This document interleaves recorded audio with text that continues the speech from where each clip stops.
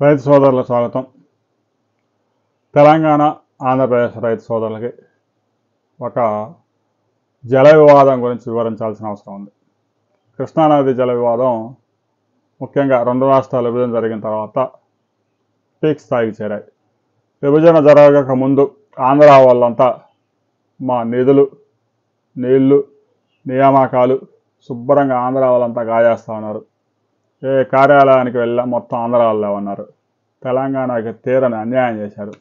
చుక్క నీరు రానియట్లేదు, మాకు ఒక ఉద్యోగం రానియట్లేదు, నిధులన్నీ శ్రీకాకుళం తరలిస్తూ ఉన్నారని చెప్పేసి టీఆర్ఎస్ వాళ్ళు ప్రచారం చేసి జనాల్లో విషబీజాలు నింపి రాష్ట్ర విభజన చేసుకున్నారు. మంచిది. సరే, ఇంకా రాష్ట్ర విభజన జరిగిన తర్వాత జనాభా ప్రాతిపదికన నీళ్లు పంచాలని చెప్తా ఉన్నారు. ఇక తాజాగా నాగార్జున సాగర్ నుంచి ఆంధ్రప్రదేశ్ 73% జలాలు వాడేసుకుని తెలంగాణకి కేవలం 27% నీళ్ళే ఇచ్చారు అని తెలంగాణ ప్రభుత్వం కృష్ణా రివర్ బోర్డుకి ఒక లేఖ రాసింది. నాగార్జున సాగర్ శ్రీశైలం ప్రాజెక్టులో ఏ రాష్ట్రానికి ఎంత జలాలు వాడుకోవాలనే విషయం కృష్ణా బోర్డు కేటాయిస్తుంది.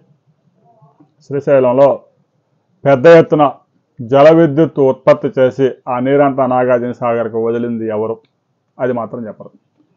ఇక నాగార్జున సాగర్లో తాజాగా 515 అడుగుల జలాలు మాత్రమే ఉన్నాయి.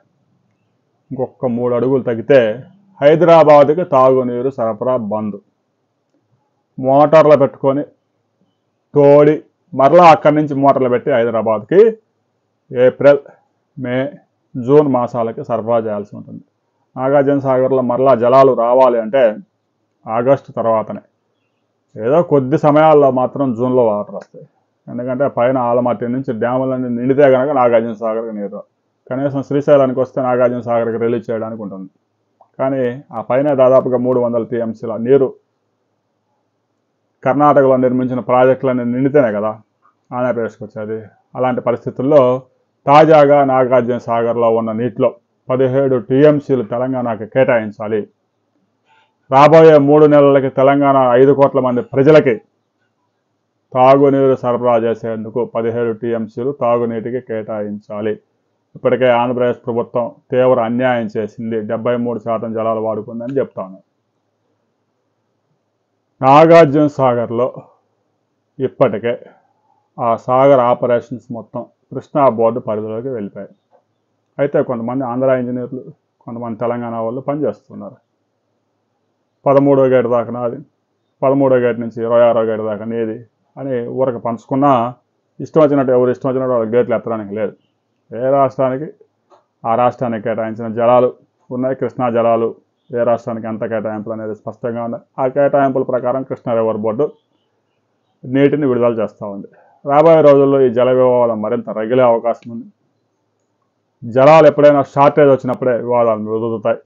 నీరు పుష్కలంగా ఉన్నప్పుడు ఎవడు పట్టించుకోడు, ఆ నీరు వదిలి వాడుకుంటూ ఉంటారు. రాబోయే రోజుల్లో కృష్ణా జలాల విషయంలో కనుక కృష్ణా రివర్ బోర్డు స్పష్టమైన ప్రకటన కనుక చేయకుండా ఉంటే అటు తెలుగు రాష్ట్రాల ప్రజల మధ్య, ఆంధ్ర ప్రజలు, తెలంగాణ ప్రజల మధ్య చిచ్చు పెట్టే ప్రమాదం ఉంది. దీని మీద కృష్ణా రివర్ బోర్డు కూడా ఒక ప్రకటన చేయాలి. ఆంధ్రప్రదేశ్లో కూడా తాగునీటి అవసరాలకి దాదాపుగా 22 టీఎంసీలు అవసరం ఉంది. నాగార్జున సాగర్ కుడికాలువ కింద దాదాపుగా 3 జిల్లాల్లో చెరువులన్నీ నింపాల్సి ఉంది. ఎడమ కాలువ కింద కూడా ఆ తెలంగాణ మీదుగా ఆ కృష్ణా జిల్లాలో కూడా దాదాపుగా 200 చెరువులు నింపాల్సి ఉంది. లేదంటే మే నెలలో తీవ్రమైన నీటి ఎద్దడి ఏర్పడే ప్రమాదం ఉంది. దీని మీద నిపుణులు కూడా తమ అభిప్రాయాలు తెలియజేయండి. వీడియో నచ్చితే లైక్ చేయండి, షేర్ చేయండి, సబ్స్క్రైబ్ చేసుకోండి.